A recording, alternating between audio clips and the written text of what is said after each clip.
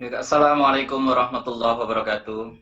Waalaikumsalam warahmatullahi wabarakatuh. Bagaimana Bapak Ibu semua kabar hari ini? Alhamdulillah. Baik, alhamdulillahirabbil alamin. Mudah-mudahan Bapak Ibu selalu senantiasa dapat keberkahan dari Allah Subhanahu wa taala. Amin. Di tengah pandemi ini selalu diberikan perlindungan dan keselamatan dari Allah Subhanahu wa taala. Amin. Baik, sebelum kita mulai pembelajaran kita pada hari ini, coba Bapak Ibu nanti kita perhatikan beberapa gambar yang saya share.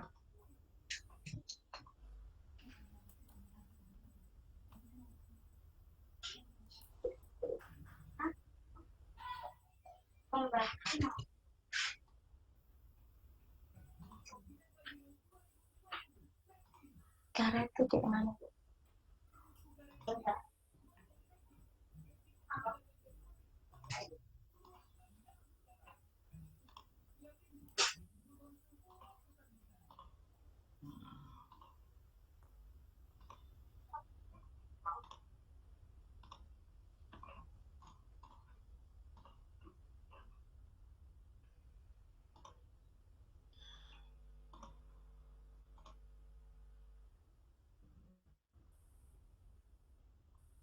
Oh gitu ya.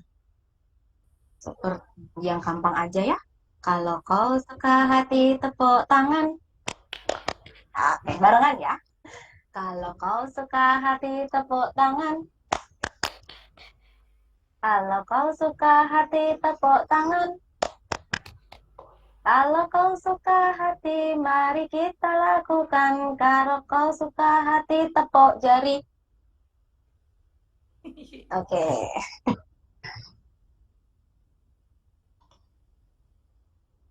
Ya, sama-sama.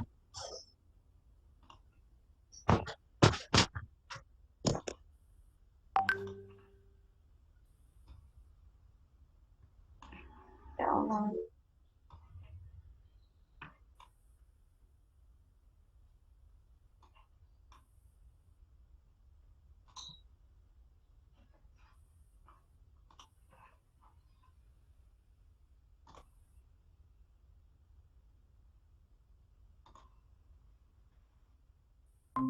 Baik Bapak Ibu,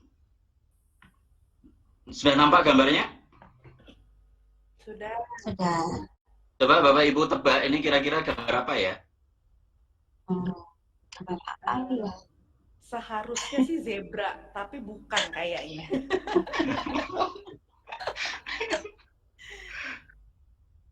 Boleh monggo?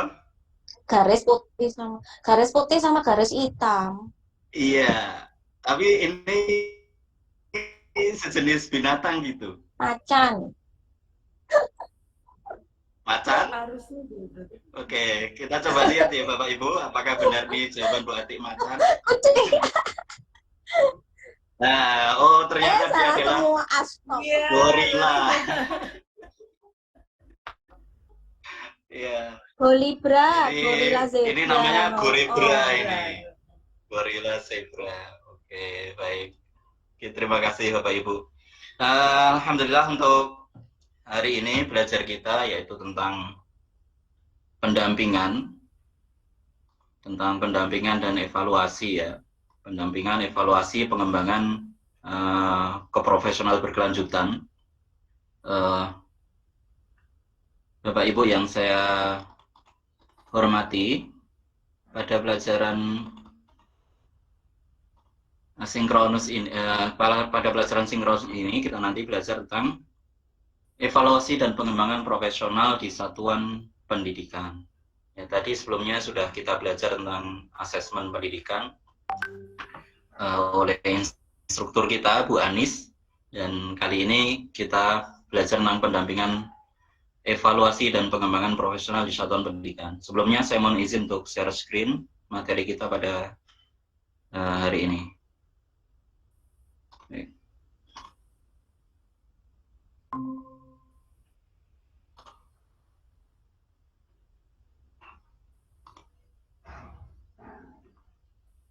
Sudah nampak belum Ibu?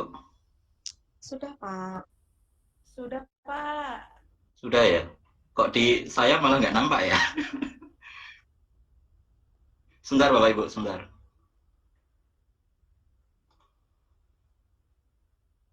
Iya, sudah. Oke, sebentar ya.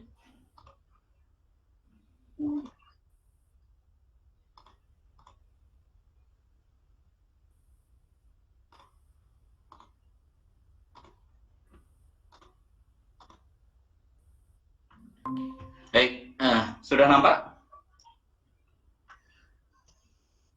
Sudah, Pak. Baik Bapak Ibu, kenapa kita perlu melakukan pendampingan, evaluasi, dan pengembangan profesional? Itu untuk memastikan pembelajaran berjalan sesuai dengan rencana untuk mencapai tujuan yang telah kita tetapkan. Jadi proses ini dikelola oleh pemimpin satuan pendidikan dan guru yang dianggap mampu untuk melakukan peran ini, untuk melakukan peran evaluasi, pendampingan, dan pengembangan profesional, ya dilakukannya secara bertahap dan mandiri. Ya, kalau di tempat saya itu kita memilih guru yang senior. Jadi untuk membantu kepala sekolah masuk dalam tim monitoring dan evaluasi untuk membantu kepala sekolah dalam proses pelaksanaan evaluasi dan pengembangan profesional seperti ini. Nah, Bapak Ibu, pendampingan dan pengembangan profesional itu ditekankan pada prinsip reflektif dan pengembangan diri bagi guru, serta menggunakan alat penilaian yang jelas dan terukur. Proses pendampingan dirancang sesuai kebutuhan dan dilakukan oleh pemimpin satuan pendidikan berdasarkan hasil pengamatan atau evaluasi. Contoh dari pendampingan dan pengembangan profesional ini misalkan coaching, yaitu pendampingan untuk mencapai tujuan dengan menggali pemikiran-pemikiran seorang terhadap suatu masalah. Kemudian ada juga contohnya misalkan mentoring, yaitu pendampingan dengan berbagi pengalaman, pengetahuan untuk mengatasi suatu kendala. Mentoring itu sifatnya mungkin lebih terbatas atau lebih personal begitu antara guru dengan kepala sekolah. Kalau coaching bisa bersama-sama, kemudian pelatihan juga bisa bersama-sama. Pendampingan dengan menguatkan pengetahuan dan keterampilan yang berkaitan dengan kinerja, dengan narasumber internal atau eksternal, tentu yang sesuai dengan bidang keahliannya. Nah, kenapa harus selalu ada pengembangan profesional guru? Karena saya teringat salah satu nasihat berharga dari sahabat kami, jika guru itu berhenti belajar, maka hendaknya dia berhenti mengajar. Jadi guru memang harus selalu belajar, dia harus selalu mengembangkan keprofesional dirinya. Karena anak-anak kita pun juga di era teknologi ini bisa jadi belajarnya lebih cepat daripada guru. Misalkan dalam hal teknologi, kadang guru itu kalah dengan anak didiknya. Ya, misalkan itu contohnya. Real, anak didiknya belajar lewat YouTube, anak didiknya bisa belajar lewat website. Kalau guru tidak ikut mengembangkan dirinya, maka pasti dia malah ketinggalan dengan murid-muridnya. Contoh misalkan saya sendiri, Bapak Ibu, saya itu sekarang punya akun TikTok, Bapak Ibu. Punya akun TikTok. Ada yang punya akun TikTok, Bu? Wah, saya nggak punya, Pak. Nggak punya, Pak. Anak saya yang punya. Saya bikin akun TikTok itu untuk pendidikan. Jadi ini contoh bahwa kita sebagai guru memang harus menyesuaikan diri ya dengan perkembangan yang ada, terus belajar dan belajar. Karena kalau guru berhenti belajar, sekali lagi hendaknya dia berhenti untuk mengajar. Kemudian ada beberapa prinsip-prinsip pendampingan dan pengembangan profesional, diantaranya ada pendampingan dan pengembangan profesional sebagai aktivitas yang dilakukan berdasarkan hasil kegiatan evaluasi. Jadi dari hasil evaluasi itu kita menyusun rancangan pendampingan dan pengembangan. Jadi dari evaluasi kan kita tahu apa yang sudah tercapai dan apa yang belum tercapai, kemudian titik kekurangan kita ada di mana, mungkin juga apa yang perlu dikembangkan dari guru kita itu juga kita bisa dapatkan dari hasil evaluasi yang telah kita lakukan. Kemudian yang kedua, menetapkan ruang lingkup pendampingan dan pengembangan profesional, menentukan area yang perlu diperbaiki apakah dari perencanaan program atau pelaksanaan program. Kemudian yang ketiga, pendampingan dan pengembangan profesional dilakukan secara terancana dan strategis untuk mencapai suatu tujuan dalam jangka waktu tertentu dan orang yang tepat untuk melakukan aktivitas pembinaan tersebut. Yang terakhir, prinsip dari pendampingan pengembangan profesional adalah pendampingan dan pengembangan profesional adalah sebuah proses kolaboratif dalam satuan pendidikan antara orang yang melakukan pendamping dan guru demi tercapai tujuan bersama. Sebelum kita lanjutkan, saya ingin bertanya kepada Bapak Ibu, mungkin Bapak Ibu bisa menyampaikan pengalaman Bapak Ibu sekalian dalam hal pengembangan profesional di sekolah masing-masing. Mungkin ada yang mau menyampaikan apa yang pernah Bapak Ibu lakukan untuk pengembangan profesional guru di sekolah masing-masing. Mungkin ada yang mau menyampaikan pendapat, silakan. Saya Pak. Baik, Pak Ahmadi, monggo Pak Ahmadi. Oh, Pak Ahmadi atau Bu Anis, monggo. Bu Anis dulu, monggo. Ladies first. Ya, nanti setelah itu Pak Ahmadi. Iya. Oke. Kalau pelatihan profesional tadi ya, pengembangan profesional di sekolah saya, kita biasanya memang banyak kerjasama Pak sama komunitas-komunitas pembelajar. Terus kan nanti suka ada info tuh, gitu kan, infonya apa, misalnya tentang dunia matematika atau tentang bahasa Indonesia. Nah, nanti kita pilih orangnya siapa. Misalnya guru A ikut guru Tuti, misalnya guru Tuti ikutnya matematika. Nanti guru Rini ikutnya bahasa Indonesia. Nah, setelah mereka selesai, kita sharing hasil pelatihannya gitu sama teman-teman yang lainnya. Jadi kita tukar informasi gitu. Nanti ganti-gantian gitu sih Pak kalau di sekolah saya. Iya. Sudah, Bu? Sudah. Bagus sekali ya, Bu. Itu pengembangan profesional berbasis komunitas ya, Bu ya? Iya, Pak. Ya, itu luar biasa. Jadi kolaboratifnya tidak hanya sekedar internal sekolah, antar guru di sekolah, tapi juga lingkupnya jauh lebih luas ya. Tentunya pengalaman yang didapat oleh guru kita yang mengikuti komunitas tersebut jauh lebih luas juga pengalamannya, informasi, dan juga ilmunya. Baik, sangat apresiasi sekali apa yang dilakukan Bu Anis di sekolah, luar biasa, Bu. Mungkin monggo Pak Ahmadi mau menyampaikan.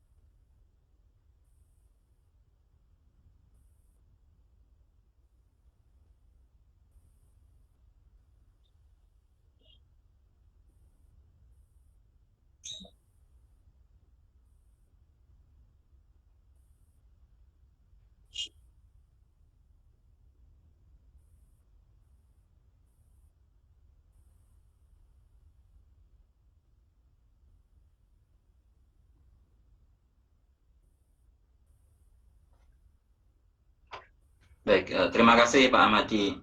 Sangat bagus sekali ya terkait guru berbagi. Jadi ini seperti proses menginduksikan gitu ya. Jadi guru yang telah mengikuti pelatihan, dia mendapatkan tugas itu untuk menyampaikan hasil pelatihannya kepada guru-guru yang lain. Jadi, baik, terima kasih kepada Bu Anis dan Pak Ahmadi atas share pengalamannya dalam kegiatan pengembangan profesional di sekolah. Baik, Bapak Ibu, kami lanjutkan materi kita. Nah, ada beberapa hal yang perlu kita perhatikan terkait evaluasi kurikulum operasional di satuan pendidikan. Ya.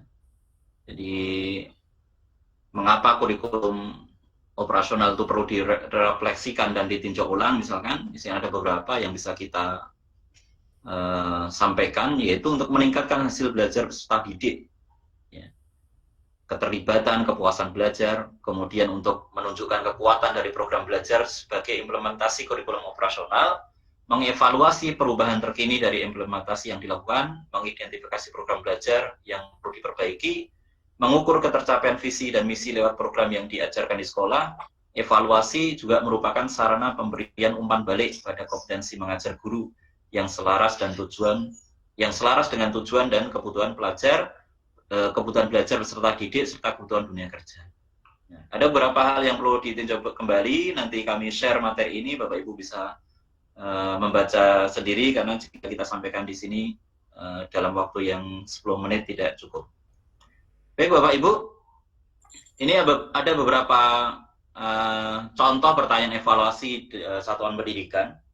Jadi data apa yang dibutuhkan proses evaluasi tersebut, ya, bagaimana program pembelajaran dijalankan yang telah kita tetapkan itu, bagaimana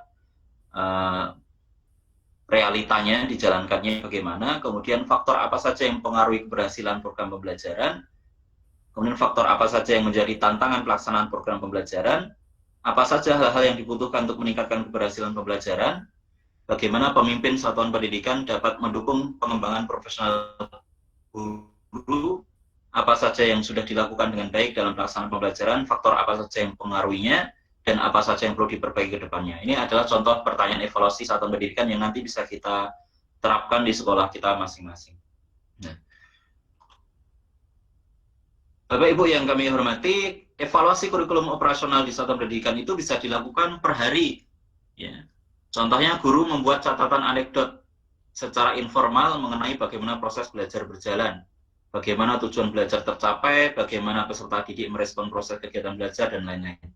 Kemudian evaluasi juga bisa dilakukan per unit belajar.